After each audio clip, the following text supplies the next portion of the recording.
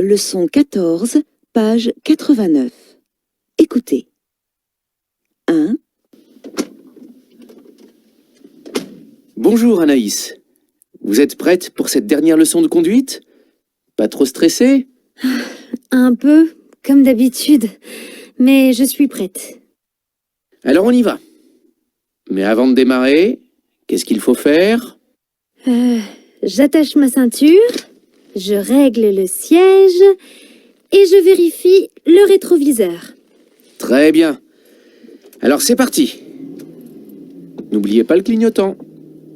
Et attention à la piste cyclable sur votre gauche.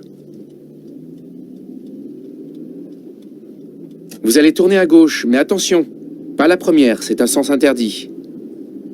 Et là, c'est une priorité à droite, hein?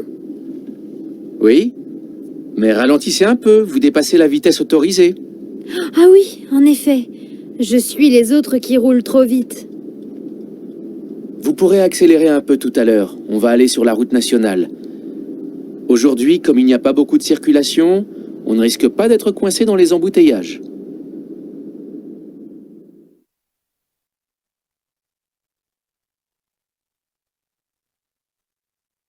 Deux. Salut! J'ai une bonne nouvelle. J'ai eu mon permis! Félicitations! Ce n'est pas comme moi qui l'ai raté 2 fois. Et comment tu te sens au volant? Ça va, mais ce n'est pas toujours facile au début. Il faut faire attention à tout. Aux panneaux, aux vélos, aux piétons, aux voitures qui doublent. Et le plus difficile pour moi, c'est de me garer. Ah oui, faire un créneau au début, c'est l'horreur. Moi, je me souviens, quand j'ai eu mon permis, j'avais peur de conduire seule. J'ai mis plusieurs mois avant de me lancer. Et aussi, je n'aimais pas faire le plein. C'était l'angoisse.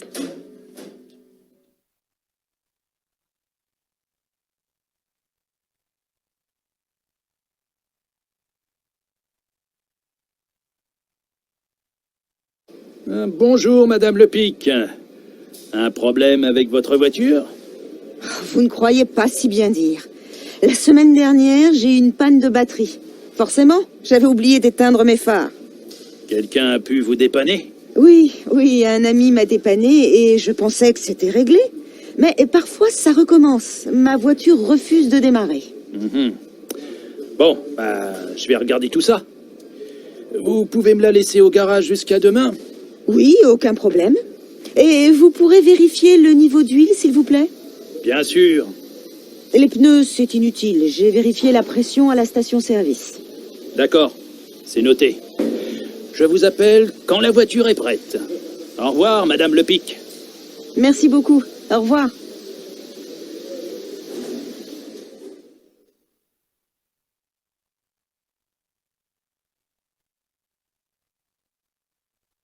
Leçon 15, page 99, exercice 6.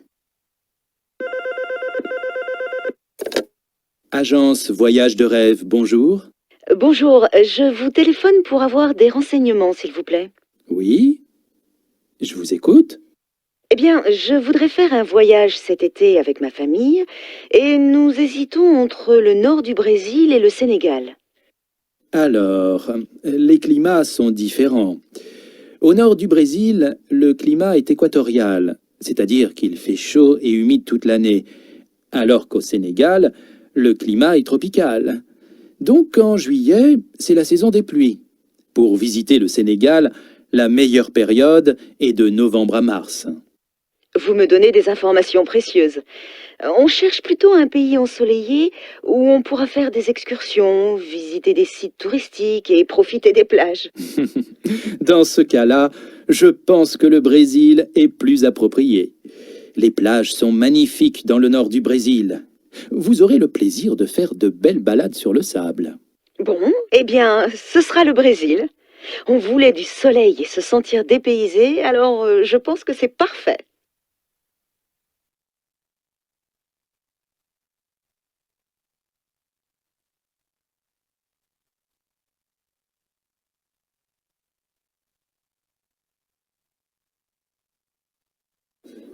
Bonjour, je suis la journaliste de Presse Info, Martine Dufour.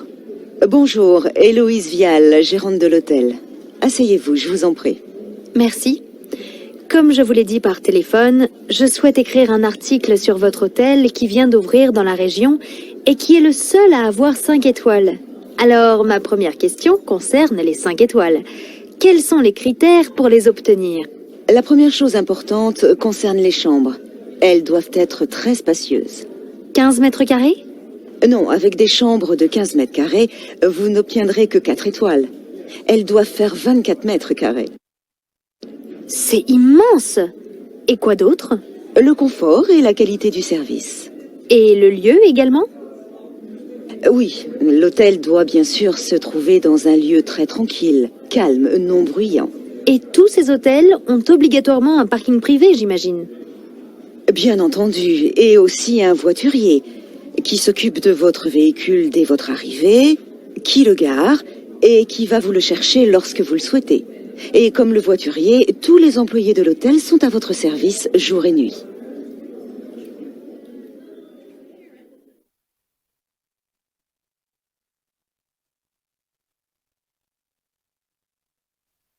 Leçon 17, page 112, exercice 7.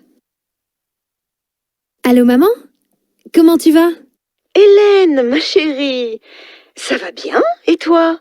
Ça va. Je t'appelle pour te demander un conseil. Tu sais, c'est l'anniversaire de Tom demain, et je voudrais lui préparer une sole au four, comme tu l'as fait, tu sais, avec des petits oignons. Il adore ça. Mais j'ai peur de ne pas savoir la faire comme toi. Mais non, ne t'inquiète pas, tu vas très bien la réussir. Le plus important, c'est d'acheter du poisson frais. Pas du surgelé, hein? Et tu demandes au poissonnier de te le préparer, c'est-à-dire de le vider et de le nettoyer. Oui, oui, bien sûr, maman.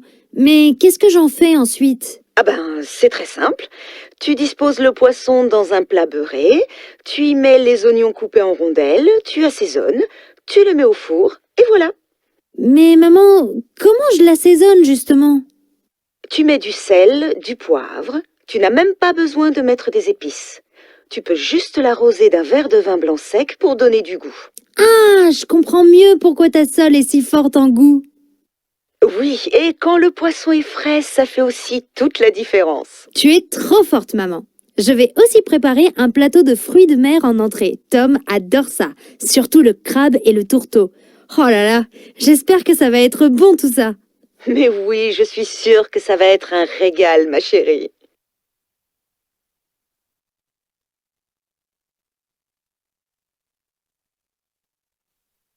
Leçon 18, page 113. Écoutez. L'an dernier, la météo, humide et froide, avait été une catastrophe pour le melon, mais cette année, les rendements sont exceptionnels. En ce moment, la France consomme 5000 tonnes de melons par jour. Ces melons sont issus de 3 grands bassins de production, le centre-ouest, le sud-ouest et le sud-est. 98% des melons qui poussent en France sont des melons de type charentais, et ce sont des melons charentais jaunes. Les melons charentais verts, qui voyagent beaucoup plus facilement, sont cultivés principalement en Espagne et au Maroc. Ces melons peuvent se conserver 2 à 3 semaines. Le melon est de la même famille que les concombres ou les courgettes. Un bon melon doit être lourd. Plus il est lourd, plus il est sucré, mais il est très difficile de comparer des fruits qui n'ont pas forcément la même taille. Un bon melon doit sentir bon, mais lorsqu'ils sortent des frigos dans les magasins ou quand ils sont mélangés sur les étals des marchés, la tâche n'est pas aisée.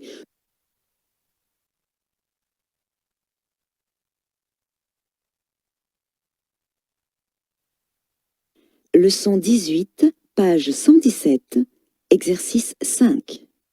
Pour faire une bonne salade de fruits pleine de vitamines, prenez différents fruits. Des bananes, des pommes, un melon, des poires, des pêches. Enfin, tous les fruits que vous aimez et que vous pouvez trouver chez votre maraîcher. Et aussi du citron. Pelez-les, enlevez les noyaux des pêches et coupez tous les fruits en morceaux. Puis, mettez-les dans un grand saladier. Pressez le citron, ajoutez du sucre au jus obtenu et couvrez les fruits de ce mélange. Mettez au réfrigérateur au minimum 2 heures.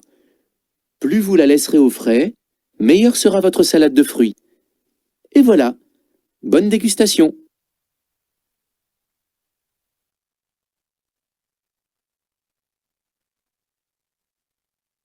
Alors Marion, cette soirée chez Diane, c'était sympa? Oui, très très sympa. Et qu'est-ce qu'on a bien mangé! Ah ben j'imagine. Diane est une vraie chef. Comme je regrette de ne pas avoir pu être là. Raconte, qu'est-ce que vous avez mangé? Elle nous a fait une soupe de légumes avec des carottes, des navets, des haricots verts, des poireaux, coupés en petits morceaux, légèrement grillés et avec des oignons. Un vrai délice. Ah oui, c'est vrai, elle a l'art de préparer des plats à base de légumes. Tu te souviens de sa ratatouille de la dernière fois? Les aubergines et les courgettes avaient vraiment un goût différent. Elle les fait revenir avant avec un peu d'huile d'olive et de l'ail avant d'ajouter les tomates. Pourtant, j'en fais souvent de la ratatouille, mais ce n'est jamais aussi bon.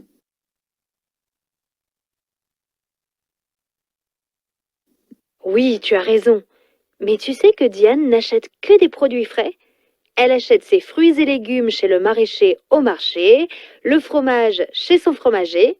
D'ailleurs, en parlant de son fromager, il lui avait préparé un beau petit plateau de fromage pour l'autre soir, avec de la tome, du bleu et un bon camembert et, ah oui, un fromage de chèvre. Ah, c'est celui que j'ai préféré. Oh, on s'est vraiment régalé.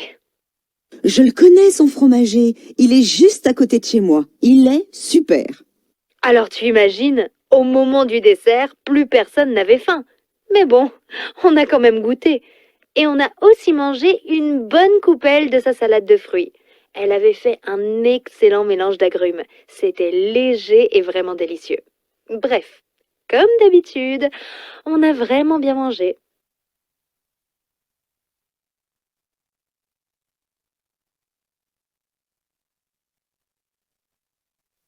Leçon 19, page 119. Écoutez.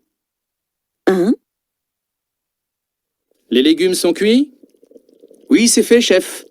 Et j'ai mis l'eau à bouillir pour le riz. Très bien. Maintenant, il me faut une personne qui s'occupe de faire revenir les oignons et une autre qui fait griller les amandes. Qui veut le faire? Amandine pour les oignons? Coralie pour les amandes? Oui, pourquoi pas? Suivez bien les indications que je vous ai données au début du cours. oui, on va essayer. Juste une précision, Cyril. Le sucre, à quel moment je l'ajoute aux amandes? Quand les amandes commencent à dorer. D'accord. Cyril, vous pouvez venir m'aider? Je suis en train de faire cuire la viande, mais j'ai l'impression qu'elle est déjà trop cuite. Ah, il faut faire très attention à la cuisson. Là, la viande est à point. J'espère que vous ne la vouliez pas saignante.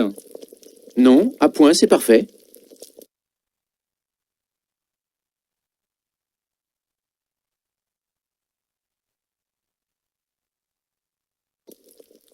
Deux. Très bien, si vous n'avez plus de questions, on va passer à table. Qui veut bien servir les assiettes? Moi, je m'en occupe. Merci Gaspard, c'est gentil.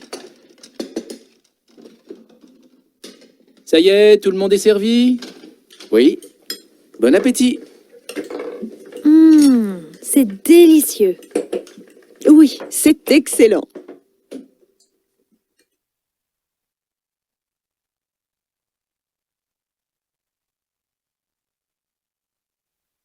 Leçon 19, page 123, exercice 6.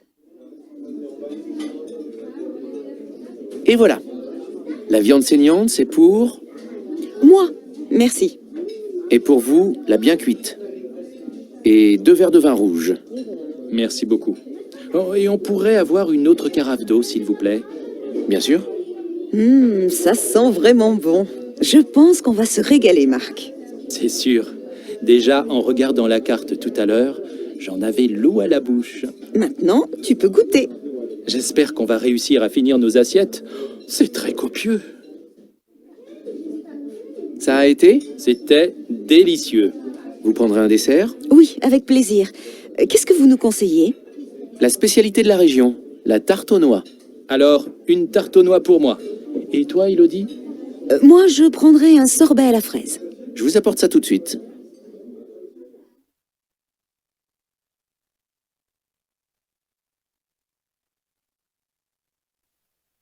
Leçon 20, page 129, exercice 6. Tu es prête pour les soldes, Aurélie? Plus que jamais. Ça fait 2 mois que je fais du lèche-vitrine et que je ne m'achète rien. Bon, alors dis-moi où tu veux aller pour commencer. Dans un grand magasin, ce serait bien. Il y a de tout. Des foulards, des pyjamas, des bijoux. Mais tu as besoin de quelque chose en particulier? Le plus urgent, c'est des baskets et des vêtements de sport tendance. Mais je voudrais aussi trouver un portefeuille. Et toi, Maude? Moi, je te suis. Je verrai bien ce que je trouve. Mais je compte sur toi pour me dire s'il y a des choses qui ne me vont pas. Tu peux. Et on est d'accord. On n'essaie rien de la nouvelle collection. Oui, ce serait dommage de ne pas profiter des réductions.